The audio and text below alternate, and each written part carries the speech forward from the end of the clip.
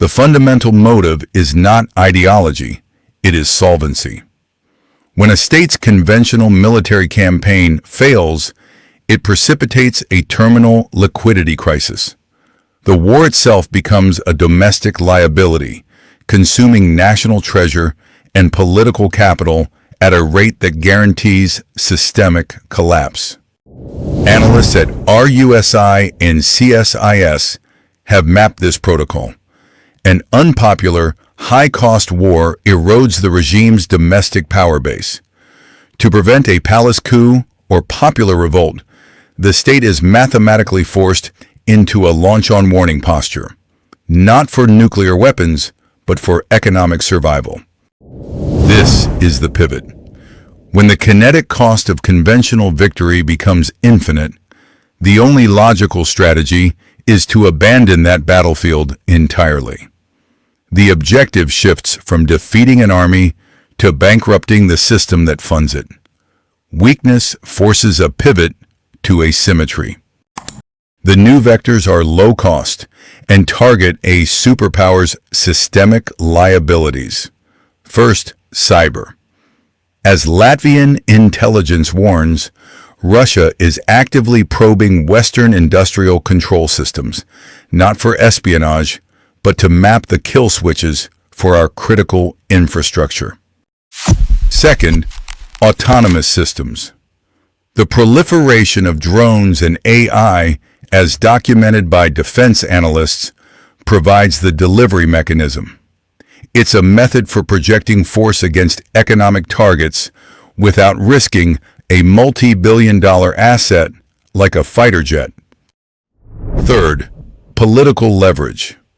The U.S. government has already been forced to issue warnings for state-sponsored kidnapping.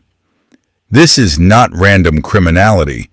It is a protocol to create political friction and extract concessions, transforming citizens into liabilities for their own government. The motive is to make the status quo more expensive for the superpower than capitulation.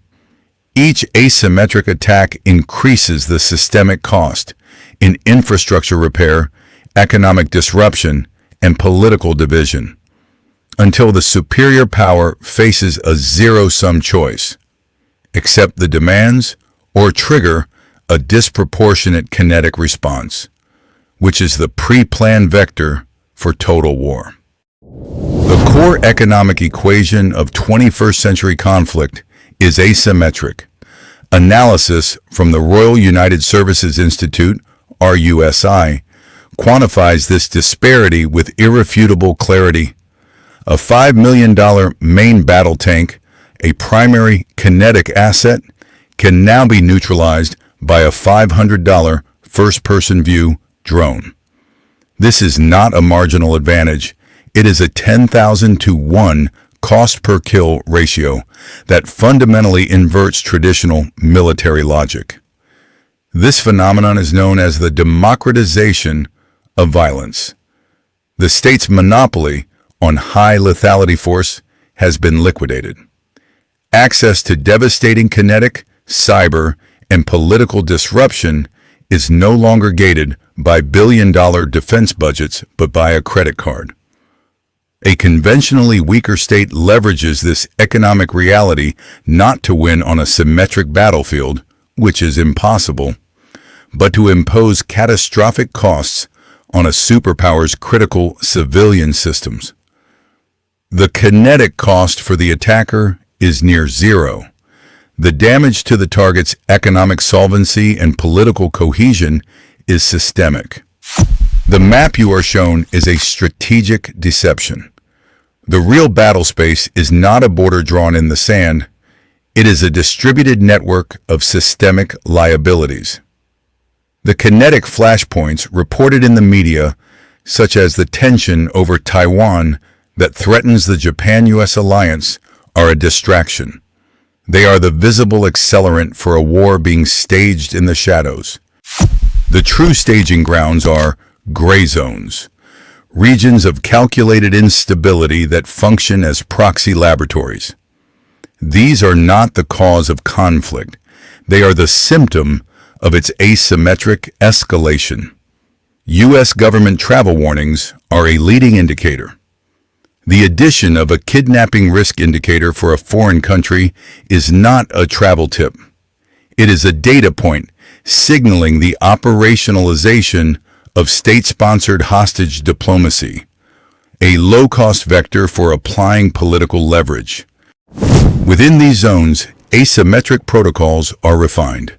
According to analysts at RUSHE, these environments allow hostile state actors to test and deploy low kinetic cost weapons with high systemic impact. Drones and AI are not just future warfare concepts. They are present-day tools being perfected in these lawless incubators, far from the primary adversary's immediate response radius. This is not theoretical. A public report from Latvia's SAB explicitly warns of Russian cyber threats targeting European and Western industrial control systems. These are the digital kill switches for your power grid, water supply, and logistical networks.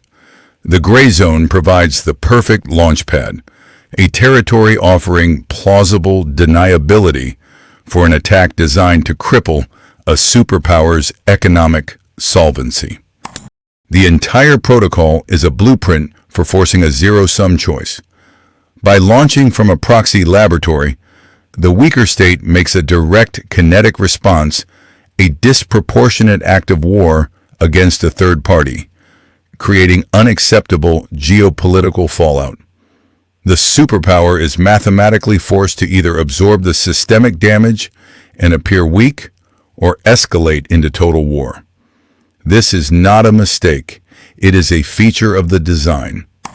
Prediction: the next 18 months will see a measurable increase in non-attributable cyber and physical attacks on Western critical infrastructure originating from nations exhibiting high internal instability. Watch for expanding U.S. travel advisories to these regions. They are not warnings about crime. They are the markers for an activating battle space designed to trigger a solvency crisis long before the first shot of a kinetic war is ever fired. The launch-on warning doctrine is a protocol of mathematical certainty. It is not a policy of choice. It is a relic of game theory designed to solve a simple problem.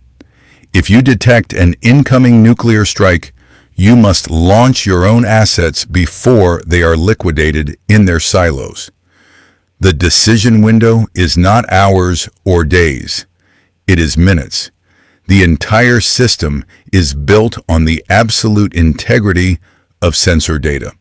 This brings us to the fog of digital war. The protocol's systemic liability is that it cannot distinguish between a kinetic attack and a sophisticated cyber attack. Foreign intelligence services have explicitly warned of state-level cyber threats targeting Western critical infrastructure and industrial control systems, or ICS. Source number 4. This vector is not theoretical.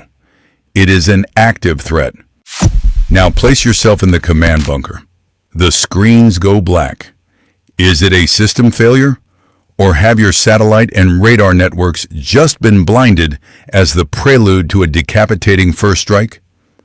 The doctrine itself creates the dilemma. Analysts at CSIS confirm that launch-on warning, by design, compresses decision time to a point that removes human adjudication and forces reliance on the machine.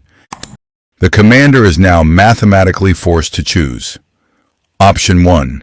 Do nothing and risk the total annihilation of your nation's command structure based on the possibility it's a glitch. Option 2. Follow the protocol and launch a full-scale retaliatory strike based on what could be a digital ghost. A weaker state, leveraging asymmetric vectors like cyber, source number 4, and AI, source number 2, doesn't need to land a single missile. They only need to create digital fog to force the superpower to start a total kinetic war with itself. The calibration shot is the mandatory precursor to a solvency crisis. Its function is not kinetic destruction, but data acquisition. It is a low-cost probe designed to measure a superpower's political response latency, attribution capabilities, and economic pain threshold. The protocol is not to declare war, but to force the target to declare its own systemic liabilities to the world. Within the next 12 months, anticipate a coordinated cyber-physical event targeting a primary U.S. West Coast logistics hub.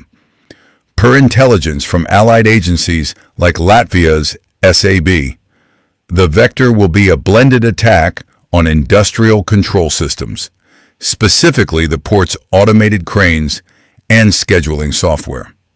This cyber attack will be masked by a simultaneous low-altitude swarm of commercially available drones, leveraging AI for navigation as outlined in CSIS analyses, creating physical and signal interference. The calculated result is attribution impossible gridlock. Without a clear kinetic trigger, a conventional military response becomes disproportionate, risking an escalation spiral. The event paralyzes a critical artery of the U.S.-Asia supply chain, a direct test of the economic commitments underpinning alliances like the one with Japan. The adversary collects its data not from the attack itself, but from the ensuing political infighting and market panic in the target nation. Expect a 72-hour shutdown of a facility like the Port of Long Beach or Seattle. The official cause will be technical failure or a software anomaly. It will not be an act of war.